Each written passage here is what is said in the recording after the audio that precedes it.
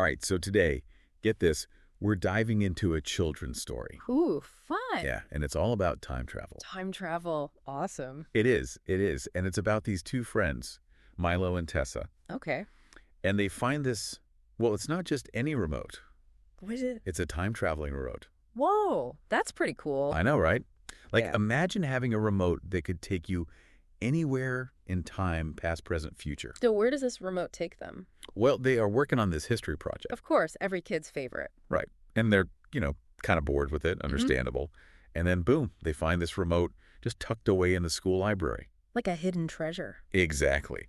And Yeah. Milo, he's curious, so what does he do? He presses the button for the past. Yeah. Next thing they know, they're in the Wild West. Wow, cowboys and saloons? Can you imagine, like, being surrounded by cowboys, horses, those dusty saloons? I bet they didn't have smartphones back then. Oh, definitely not. Yeah. And that's something Milo notices right away in this story, like, hey, where are all the phones? Makes you realize how much we rely on them today, huh? Totally. But Tessa, she's sharp. She spots a telegraph office. Oh, that's right. Back then, that was the way to communicate long distances, with telegraphs and Morse code. Morse code, it's like a secret language. Dots and dashes, it was pretty complicated. I bet.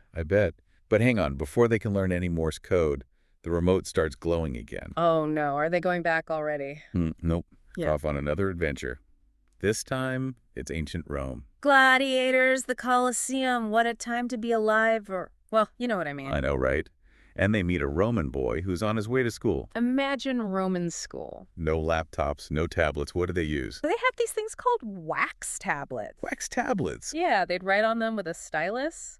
Sounds messy. Probably. And they learned Latin instead of English. Wow. So different from school today. Oh, absolutely. But guess what? Don't tell me the remote goes off again. You got it. Where to this time? The Renaissance.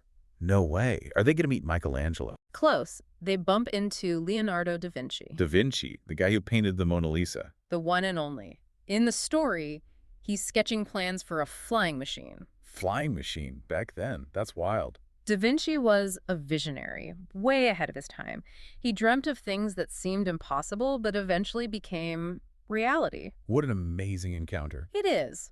But sadly, all good things must come to an end. Oh no, is the remote dying? Yep, it runs out of power and zaps them right back to the library. Poor Milo and Tessa. Back to their history project. But hey, at least they have the best story to tell. That's true. I bet they aced that project. I wouldn't be surprised. Instead of a boring report, they wrote all about their time travel adventure. What a cool story, right? It really makes you think, if you had a time-traveling remote, where would you go? So many possibilities. The Wild West, ancient Rome, the Renaissance, or maybe even the future. Exactly. The possibilities are endless. And hey, think about it. What do we use every day that might seem like a historical artifact of people in the future? That's something to ponder. Our everyday things could be in a museum one day. Exactly. That's all the time we have for today, but keep those imaginations running wild. And who knows, maybe someday, time travel won't just be a story. Until next time, adventurers. Keep exploring.